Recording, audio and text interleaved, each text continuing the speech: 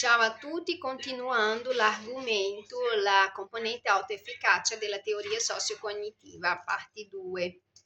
La formazione di routine di esecuzione è vantaggiosa quando le abilità acquisite sono quelle ottimali e rimangono tali in una varietà di circostanze. Può però andare a discapito del miglior impegno della capacità personale quando gli individui reagiscono in modo fisso e prestabilito a situazioni che richiedono una adattabilità basata sulla discriminazione di informazione rilevante.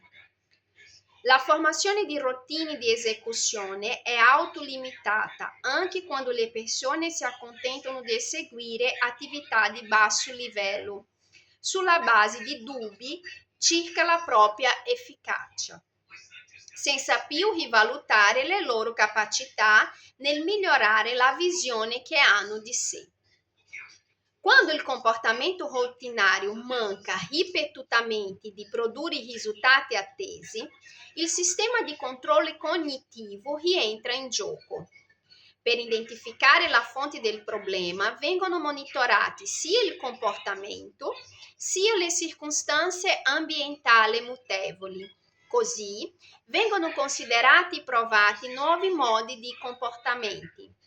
Il controllo ritorna al sistema di controlli inferiore quando viene trovata una modalità di comportamento adeguata che diviene la maniera abituale di agire. Infatti, di solito in queste strutture,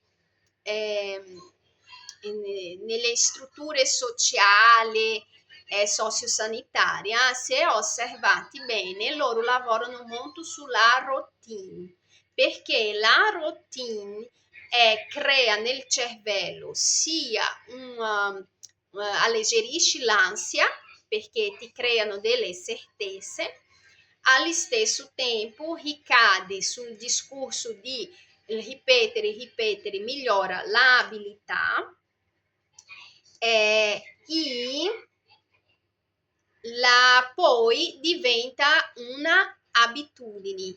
Anche nei corsi che si fa di coach per migliorare le vendite, per diventare un imprenditore di successo, un miliardario, tutto quello che vuole, se guardati nelle tecniche anche di marketing, viene lavorato molto questo discorso di stabilire una routine che ti crea questa sicurezza, che maturi la costruzione dell'autoefficacia, dell'autostima e che ti permette di anche gestire bene le situazioni proprio perché diventa un'abitudine. Per esempio, anche la storia do semplicemente iniziare a fare ginnastiche, fare esercizi quando ti svegli. Il primo giorno faticoso, il secondo faticoso, terzo faticoso, dopo 7 giorni diventa una abitudine. È come anche il mangiare correttamente anche quando nessuno ti guarda. Perché? Perché se io agisco di un modo in qualsiasi contesto, dopo quello fa parte di me, non è più un teatro, fa parte di me. E quindi è quella storia, alla fine viene applicato in tutti gli ambiti.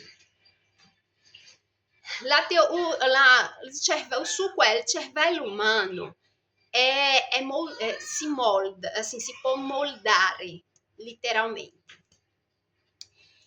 Per questo che per questo bisogna fare attenzione alla neuropsichiatria infantile soprattutto, perché ricade in quello che ho detto. Sì, i meccanismi per trarre il meglio di un bambino ci sono, ma quegli stessi meccanismi possono essere usati da persone cattiva e malvagia, come è successo a Bibbiano, per produrre degli effetti diversi. La teoria sociocognitiva contempla una ricca serie di fattori che regolano e motivano l'uso dell'abilità cognitiva, sociale e comportamentale stabilita. Tali fattori operano attraverso il meccanismo anticipatorio della previsione. I pensieri strumentali che riguardano gli scenari futuri desiderati tendono a promuovere il tipo di comportamento che probabilmente farà che essi si realizzano. Ha presente il discorso Il segreto? Chi ha letto il libro Il segreto? Sai quella storia che tutto dipende da te, di fare dei pensieri, io voglio io voglio la Jeep. Ecco, quindi io chiudo gli occhi, io scelgo i colori della mia Jeep, io mi vedo già guidando la mia Jeep, voglio essere miliardaria, senta-se già miliardaria, anche se stai mangiando in un piatto di plastica, che l'universo chiedi e l'universo ti darà. Però tu devi emanare questa energia. Tu devi immaginare come se già avessi quella cosa, perché così tutto l'universo conspirerà perché arrivi da te. Ma in verità, sì, è vero che l'universo conspira, ma l'universo che conspira per primo è il tuo stesso universo. Io non posso pensare, prendiamo la Kate, per esempio, la moglie di William, erede al trono dell'Inghilterra.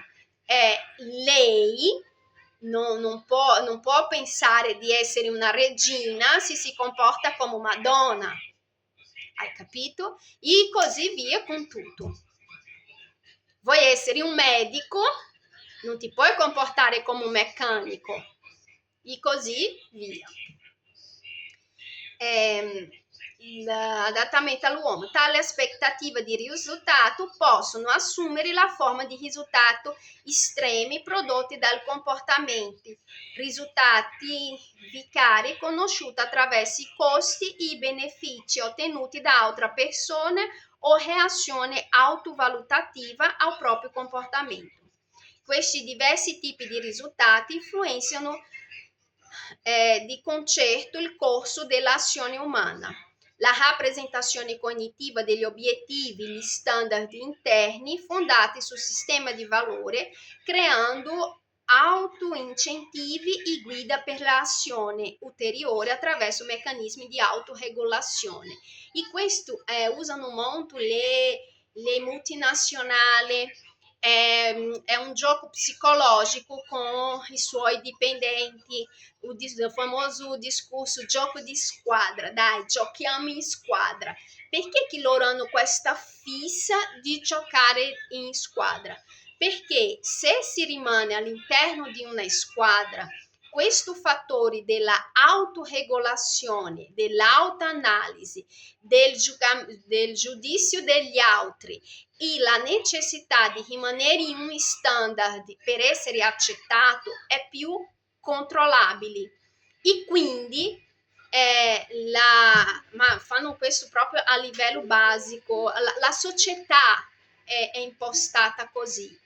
Se riusciamo a tenere la massa autocontrollata attraverso se stessa, gli standard che noi creiamo nella sua mente, tutto fluisce.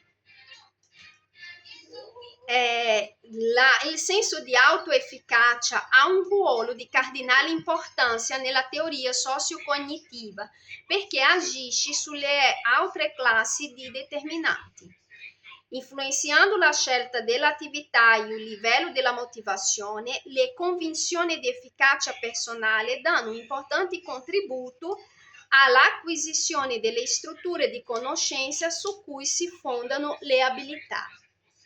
Un saldo senso di autoefficacia sostiene il tipo di pensiero analitico efficiente necessario per riuscire a ricavare conoscenze predittive da ambienti casualmente ambigui, in cui gli effetti derivano dalla combinazione di una moltitudine di fattori. Inoltre, le convinzioni di efficacia personale regolano la motivazione, modellando le aspirazioni e i risultati previsti per i propri sforzi. la qualità di una capacità è pari a quella della sua esecuzione. Il buono o il cattivo uso delle capacità personali dipende dalla sicurezza con cui vengono affrontati e gestiti i compiti difficili. Dubbi insidiosi su di sé possono facilmente prendere il sopravvento sul migliore delle abilità. Anche se questo libro riguarda in primo luogo le convinzioni di efficacia personale, tali abilità operano all'interno di un ampio sistema di multicasualità. Nei prossimi capitoli verranno esaminate le caratteristiche fondamentali della convinzione di efficacia e il loro ruolo nelle strutture causali. Allora, qua io avrei anche un esempio da fare, però lascio perdere questo esempio perché magari ci sarà altri momenti per farlo. A limiti, no, vabbè, lascio per la prossima volta. Quindi vi saluto, alla prossima.